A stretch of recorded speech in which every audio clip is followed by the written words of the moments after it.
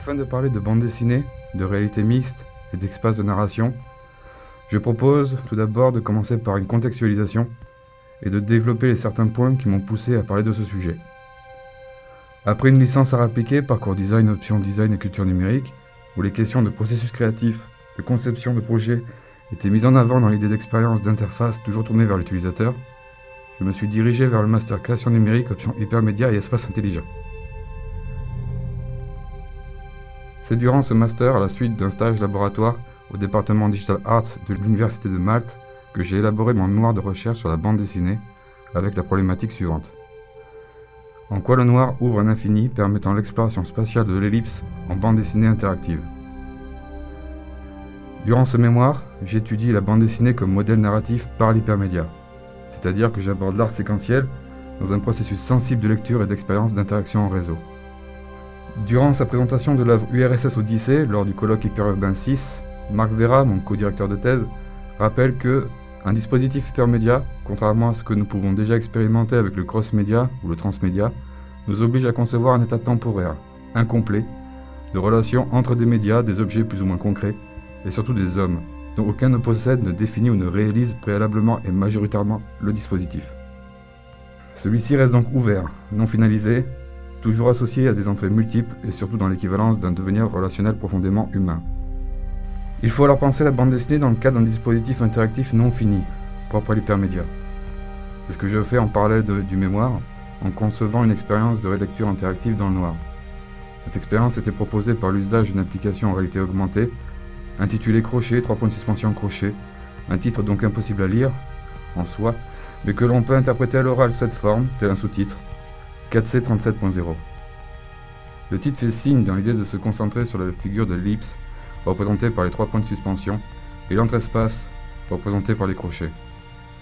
On entend par là une extrapolation de l'entre-image, comme mise en page de la séquence en bande dessinée, vers la mise en place sur un terrain d'expérimentation.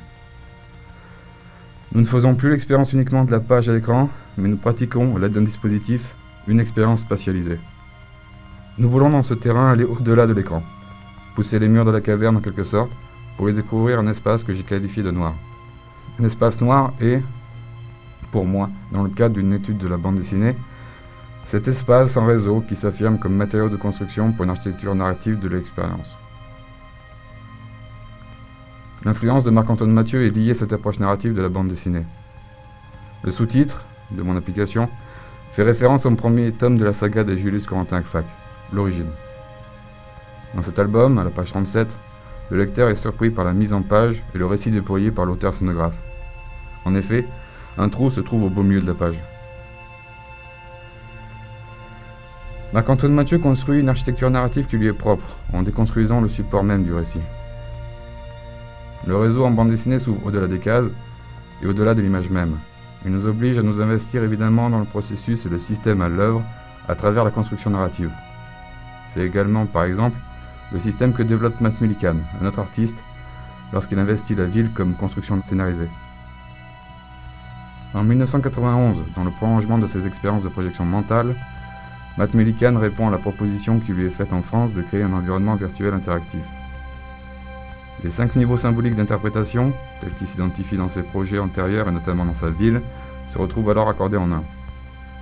Le projet de ville prend la forme d'un environnement réel, de grande dimension qui associe une construction géométrique parfaitement lisse et colorée à une grande quantité d'objets et d'images collectionnées et classées.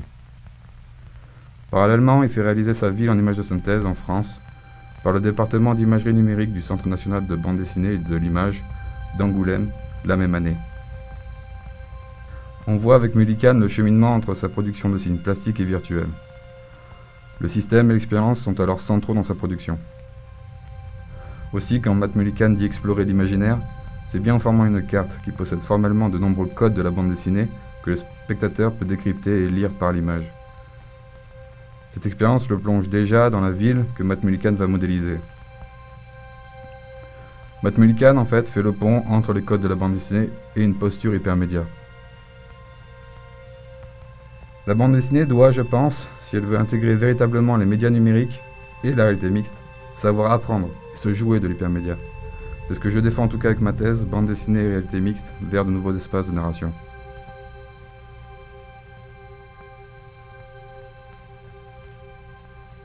Dans un premier temps, nous aborderons la méthodologie en recherche-création, et puis après, nous étudierons un projet sur lequel je travaille actuellement qui s'intitule Andaman.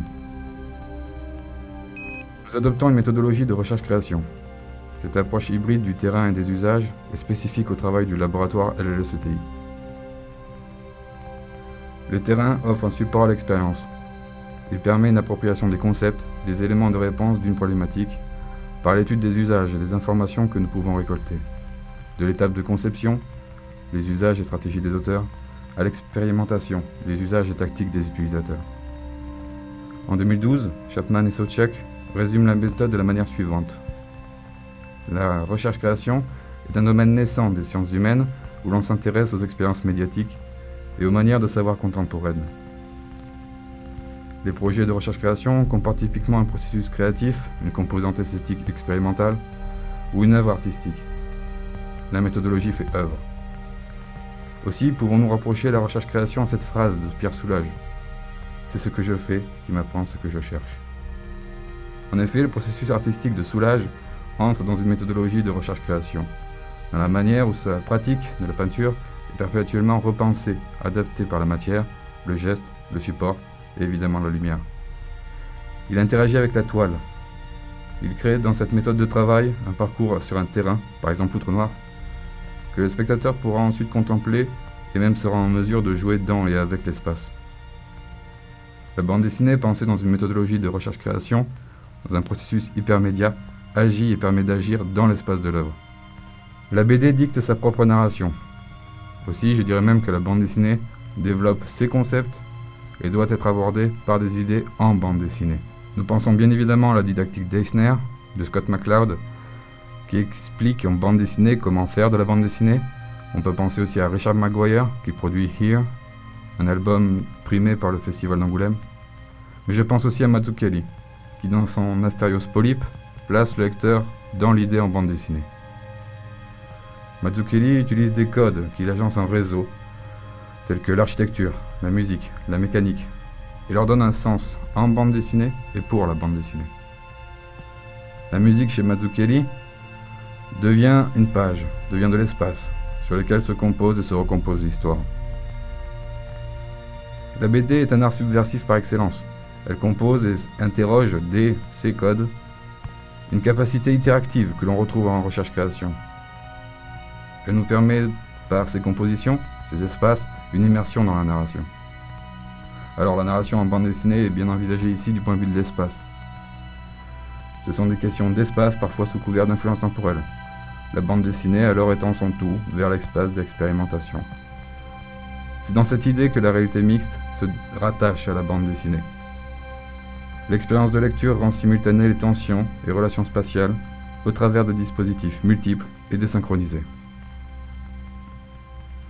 La bande dessinée au-delà de l'objet devient art total au travers de l'hypermédia, une architecture narrative dans laquelle se développe le projet Andaman. Andaman, qui signifie la Terre en français, est un projet interdisciplinaire développé au sein du laboratoire LLECTI. Plusieurs acteurs sont impliqués dans ce projet.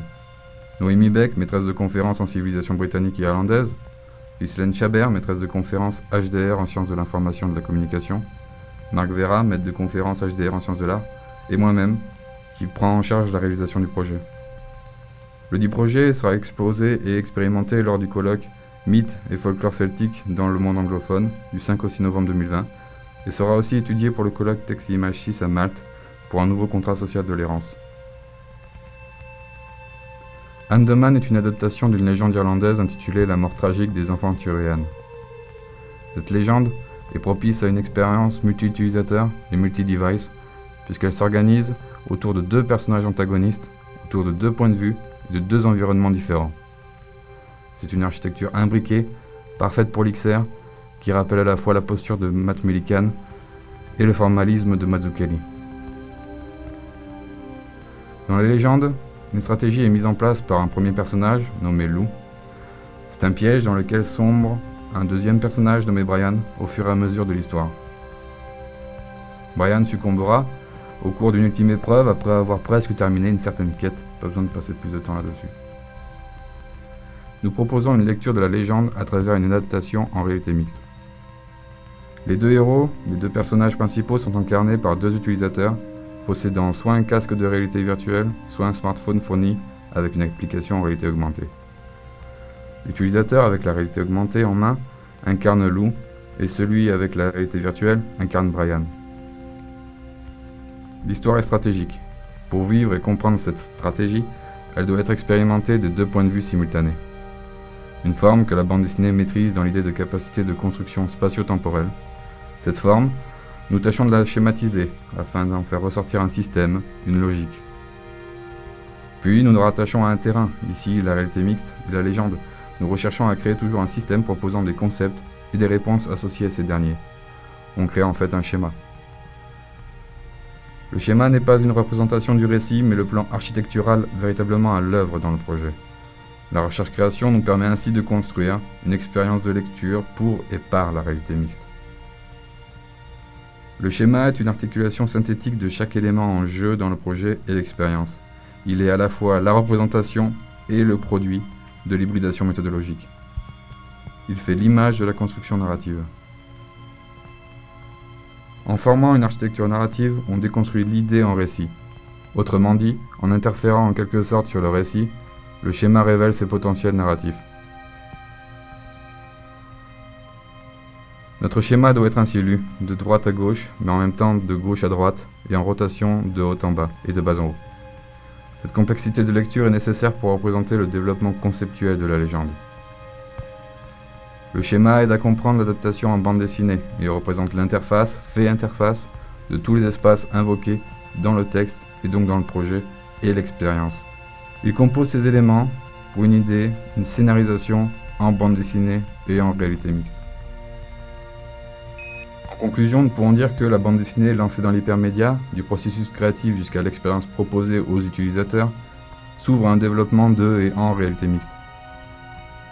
Les espaces ne sont plus uniquement successifs, superposés ou séquencés. Ils se mêlent les uns aux autres, pour les autres, bouleversant la linéarité et la structure même du récit. Raconter en bande dessinée et en réalité mixte implique de construire une architecture nouvelle, avec son système propre, non pas nécessairement comme langage universel, mais intrinsèquement lié aux sensibles et aux tensions à l'œuvre dans le projet, le sujet et l'expérience. C'est dans cette architecture et ses usages que s'ouvrent de nouveaux espaces de narration.